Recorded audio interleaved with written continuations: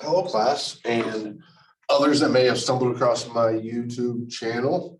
I know I got like 8 or 10 subscribers now, so I'm starting to become kind of a big deal. But anyway, this video, this is kind of from my class. I give out a chapter 1, handout 3. It is a cost of goods manufacturer statement along with a cost of goods sold statement. And I want to go through, hopefully, I'll give you time to work it out on your own. And then I'll have the answers for you and I'll walk you through the process. For those of you that don't happen to have the video, or have the handout, have that chapter 3 handout, I'll get my screen shared here with you. So you're not having to watch me this whole time and you can start watching some of this other stuff. But this is what we're doing right here. Okay, so if you need it, you can pause the video real quick and copy this down. Okay, but what we want to do is make a cost of goods manufactured statement. All right, so we have all the information we need here. The first thing I would like to do is, if you can remember, we're talking about costs here. Cost of goods manufactured, we're only worried about our product cost. And we have those 3 major product costs: the direct materials, direct labor, the manufacturing overhead. But then in contrast to that, those are those period costs that are out there, okay, that get expensed immediately, do not go into inventory or become cost of goods sold like our product costs do, okay? So if I'm making a cost of goods manufactured statement, I do not need any of my period costs. They do not belong on there. So I'm gonna look at my sheet here first and see, well, what is it that I can actually get rid of that I know I don't need to worry about from here? Well, right here, commissions paid. Okay, we can cross that off. Commissions gets paid to salespeople. That is a selling expense. So that will not be on our cost of goods manufactured. Another cost here, advertising. Advertising is a selling expense. So again, that does not have anything to do with manufacturing the product. So as far as we are concerned, when we are setting our product cost as the internal accountants, we can get rid of those 2. Okay, here we have direct labor, purchases of raw material supplies, definitely needed. Factory insurance, it does say factory, so that is needed to make the product. Again, supervision, factory supervision. Okay, there's some questions on your homework assignments where it throws in there like a secretary, but it says corporate secretary. And I told you depreciation is always manufacturing overhead, but there's one question you have to be careful because it says depreciation on the company headquarters. Again, so that wouldn't be overhead because it's not a product cost. Okay, as long as it's a product cost, then it's depreciation, it is going to be in your overhead. And finally, our other costs here, material handling. Yes, that's moving that raw materials from the warehouse to the production floor.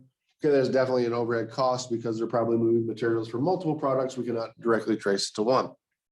Okay, so now we've eliminated those commissions and that advertising. That is all we're going to need to make your statements. So if you have not done so already, at this point, I'd like you to pause the video. Try to make a cost of goods manufacturer statement using your textbook, your knowledge, and your notes.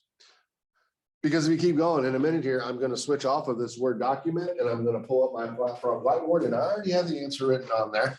And then we will just run through it.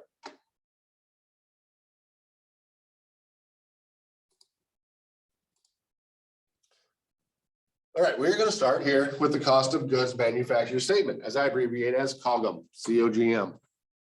All right. Always we start with our beginning work in process inventory when we're making this cost of goods manufactured statement. From our number sheet, May 1st, we were working for May. May 1st was the first day here of our reporting period. I did this in a 3-columnar approach. I was doing it on an Excel spreadsheet. So I'm going to put my total columns, what I need for my totals, all the way out on the right side. So I have my beginning work in process inventory. Now see, the whole point of making this thing is to calculate all of our product cost. So in the end, we know what we need to transfer inventory wise. We can get a per unit cost, so we can set our prices.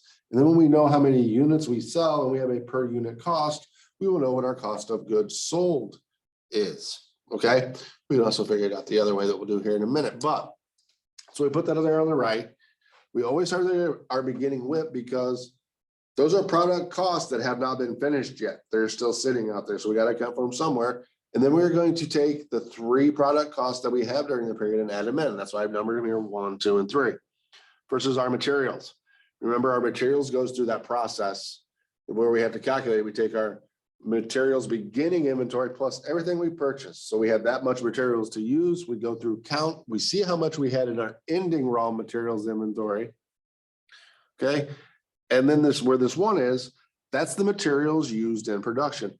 That is the direct materials of the product cost. So you can see here, we use 8,975. Direct labor directly given from our sheet. That is our second product cost. We have to put it on there.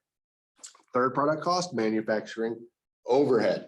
Okay, here you had to pull them out. Remember on your exam, I'm going to give you a total manufacturing overhead. So down here where I have this 3, that's basically going to be the only line that you're going to have for overhead when you make one of these statements on your exam, okay? But for now, when we have multiple overhead, this is realistic in real life how it's going to be listed out. From that sheet, these were the 4 other expenses that we listed on there that we did not mark out. So I just listed their total up here, and their individuals in the middle, total them up, moved it out to the right, it was 7,025. Okay, so then I took those 4 numbers. That is where that 39,000 came from. Okay, we add up everything, our beginning work in process, plus the materials, the labor, and the overhead that we added. So that 39,000, that is the cost of everything that we have produced. But it would be not rational for us to think that at the end of a period that we had completed everything. So of course, there's going to be some costs that are incomplete that are going to still be in that work in process inventory. So that's why when we get to the end here, we take out the ending work in process inventory.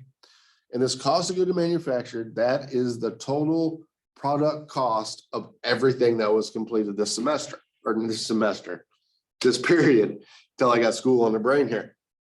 So for that number, now we know what our total product cost was. If we knew how many we produced, that was not given in this question, but if we knew we produced 2,000 of them, we divide that by 2,000 and we can find out how much it cost us to produce 1. So that is a very good number to use to set prices and when different units start getting moved around and sold. Now, the second part of this question was to make a cost of goods sold statement.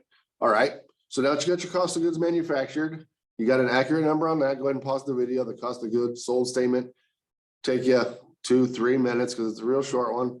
When you come back, I already got that done up too. I'm getting ready to switch the page. All right, your cost of goods sold. We always start off with our cost of goods manufactured, that 24,750 we just calculated right before this, okay? That number is the cost of everything that we completed. So those are finished goods, okay? So then we add that to our beginning finished goods. So everything we had, the cost of everything that we had completed at the beginning of May, since that's what our period was the month of May, plus everything we completed in May, the cost of that gives us our COGS. That's the cost of goods available or available to sell. That's what we can sell. So we have $31,435 worth of goods we could sell. We go through the end, we count up our inventory at the end of May and see we have 4,250 goods left. Therefore, when we subtract that, you get 27,185 as being your cost of goods sold for the period. Again, you're not going to have to make the statement, but you definitely need to know how to do this process. All right. Thank you for watching. If you have any questions, do not hesitate to reach out for me, and I'll see y'all again soon.